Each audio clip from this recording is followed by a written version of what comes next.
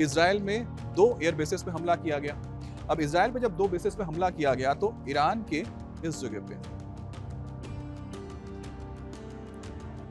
ये आप जो जगह देख रहे हैं, ये जो जहां पर मैंने ये डॉट लगाया है, ये जगह समुद्र के किनारे हैं, ये बंदर मशहर, बंदर मशहर के ऊपर हमला किया गया है। तो बंदर मशहर पर हमला क्यों किया गया, बहुत महत्वपूर्ण है। यहाँ पर कारून पेट्रोकेमिकल्स की फैक्ट्री को निशाना बनाया गया है। इससे पहले जितने हमले हुए थे उसमें किसी भी ऊर्जा संस्थान के ऊपर हमला नहीं हुआ है। 28 तारीख को जब हमला हुआ था उसके बाद जो लगातार हमले हुए थे तब मिलिट्री बेसिस को ही हम टारगेट किया जा रहा था। लेकिन ये बड़ी खबर है कि इस बार जो हमला हुआ, इजराइल ने हमला किया, उसने बंदर मशहर पर हमला किया जहां पर कारून पेट्रोकेमिकल्स की फैक्ट्री है, उसे नुकसान पहुंचाया गया है। और ये महत्वपूर्ण जगह है, यहाँ पर देखिए बिल्कुल खर्ग आइलैंड के पास पड़ता है, यहाँ पर बंदर अब्बास है। इसके अलावा तेहरान पर हमला हुआ है। तो तेहरान पे जो और इसके आसपास के कुछ इलाकों में हमला किया गया, और ये आप देख रहे हैं कि जो पश्चिमी क्षेत्र यानी वेस्टर्न ईरान का इलाका है, वेस्टर्न ईरान के इलाके में भी हमले किए गए। तो ये जो हमले थे बहुत ही महत्वपूर्ण इस लिहाज से है कि टारगेटेड हमला था। और एक बड़ी बात है कि इजराइल के जहाज़ों ने, एयरफोर्स ने अब एयर स्पेस जो थे, ईरानी एयर स्पेस का इस्तेमाल नहीं किया है। यानी कि ईरान का जो एयर स्पेस है, ईरान का एयर स्पेस इस्तेमाल नहीं किया गया। तब ईरान का अगर एयर स्पेस इस्तेमाल नहीं किया तो ईरान के ऊपर कैसे हमले किए इजराइल ने? इजराइल की ओर से फाइटर जेट्स ने आसमान से दागे जाने वाले बैलिस्टिक मिसाइल का इस्तेमाल किया जो सटीक निशाना लगाते हैं।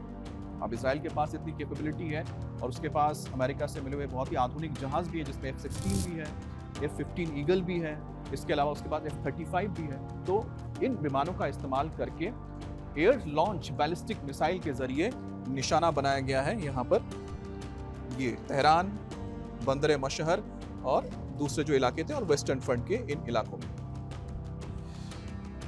अब दूसरी बात ये है कि अब जब ये हमले हुए हैं, इसके बाद माना जा रहा है कि पलटवार होगा, और अगर पलटवार होता है तो ऐसे में ईरान फिर से जवाब देगा।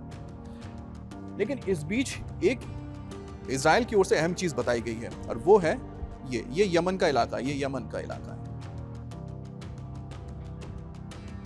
ये यमन है,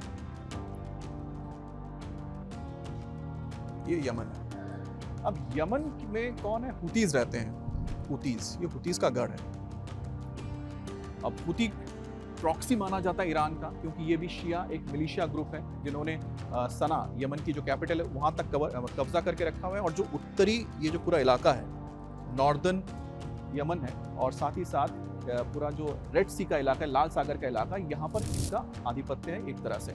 और इनके पास हथियार भी आधुनिक है, जो ईरान से इनको मिले हुए मिसाइल्स भी इनके पास हैं। अब इजराइल ने कहा है कि जो मिसाइल दागे गए थे वो सिर्फ ईरान से नहीं दागे गए थे, यमन से भी दागे गए थे। यानी कि हुतीज ने भी हमला किया था, जिसका जवाब वो देंगे, इजराइल की ओर से कहा गया है। तो सिर्फ ईरान ही नहीं कर रहा है, जो उसके प्रॉक्सीज हैं, एक प्रॉक्सी उसका हो गया हिजबुल्लाह जो लेबनान में है, जिसके साथ इस वक्त लड़ाई चल रही है लगातार इजराइल की। दूसरा इसका प्रॉक्सी यहाँ पर यमन के हुतीज हैं जो हमला कर रहे हैं इजराइल के ऊपर। और हुतीज ने कहा है कि जैसे ही इनको इशारा मिलेगा वो रेड सी को बंद कर सकते हैं। तो बाब अल मंदब जो एक स्टेट है, जिस तरह से स्टेट ऑफ हॉर्मुज यहाँ पर है, देखिए स्टेट ऑफ हॉर्मुज है, ये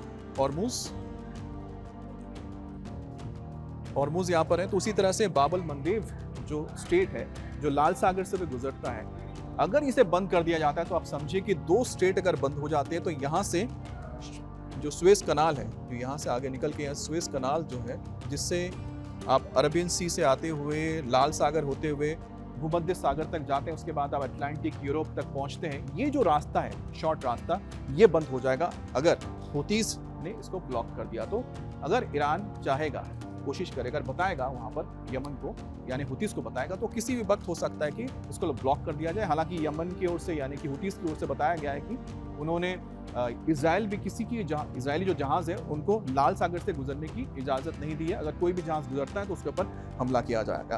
तो कुल मिलाकर अब ऐसी स्थिति यहाँ पर बन गई है, मतलब पिछले 24 घंटे में, कि जो युद्ध है ना सिर्फ बढ़ेगा बल्कि इसका दायरा भी बढ़ने जा रहा है। अब तक जो दायरा इसका यहाँ तक नजर आता था, यानी स्टेट ऑफ हॉर्मूज और जो भी ये खाड़ी के देश हैं, अब ये हो सकता है कि इसका दायरा बढ़ते हुए ये इतना और ज़्यादा बढ़ जाएगा, जिसमें लाल सागर यानी कि रेड सी का इलाका भी आ जाएगा। ये अब हालात बन रहे हैं। तो ये जो युद्ध जहां पर डोनाल्ड ट्रंप कोशिश कर रहे हैं कि हम इस युद्ध को रुकवा दें, डील हो जाए, लेकिन उस बीच इजराइल और ईरान के बीच जो ये नया टकराव बढ़ा है और मिसाइलें दागी गई हैं, इससे पूरा मामला बिगड़ सकता है। क्योंकि इस वक्त ईरान को लग रहा है कि अगर लेबनान में लगातार आईडीएफ यानी कि इजरायली डिफेंस फोर्स हमला करते रहें और पूरी तरह से हिजबुल्लाह को कमज़ोर कर दें, तो ऐसे में उसकी पकड़ कमज़ोर हो जाएगी। और जो शिया वहाँ पर मिलिशिया ग्रुप है, ये ग्रुप है हिजबुल्लाह, अगर ये ख़त्म हो जाएगा तो उसका इस इलाके में जो एक कहीं ना कहीं दबदबा है वो ख़त्म हो जाएगा, उसका नुकसान होगा। दूसरा यहाँ पर उसका नंबर आएगा हुतीज़ का, क्योंकि हिजबुल्लाह के बाद हुतीज़ का भी यही होने जा रहा है। हुतीज़ के खिलाफ पहले से ही सऊदी अरेबिया और यूएई जैसे बड़े देश हैं उसके खिलाफ हैं। तो ऐसे में कहीं ना कहीं ईरान को लग रहा है कि इस मिडिल ईस्ट में जो उसकी पकड़ है वो कमज़ोर हो जाएगी। और यही वजह है कि अब जब हमले हो रहे थे, उसने अचानक ईरान की ओर से ये हमला किया गया इजराइल के ऊपर, और उसको ये लगा कि अगर आज हमला नहीं किया तो पूरी तरह से हिजबुल्लाह खत्म हो सकता है। लेकिन इस बीच ईरान में जो आखिरी खबर आई थी कि पाकिस्तान के जो मंत्री है पहुंचे थे एक खास संदेश लेके आसिम मुनीर का, जो उनको अमेरिका से मिला था, जो मुश्तबा खामनी को सीधा डिलीवर करना था। इस बीच जो ये डेवलपमेंट हो गई है, ज़्यादा डेवलपमेंट हो गई है, उससे ऐसा लगता है कि ये बातचीत बहुत मुश्किल है। हालांकि डोनाल्ड ट्रंप की ओर से कहा गया है कि ईरान को अब मिसाइलें नहीं दागनी है, क्योंकि मिसाइलें उन्होंने दाग दी है, दोनों ने एक दूसरे के ऊपर हमला कर दिया है। अब बातचीत के टेबल पर आकर समझौता कर लेना चाहिए। लेकिन ये समझौता अब लगभग आप मान के चलिए कि ख़त्म होता ही नज़र आता है।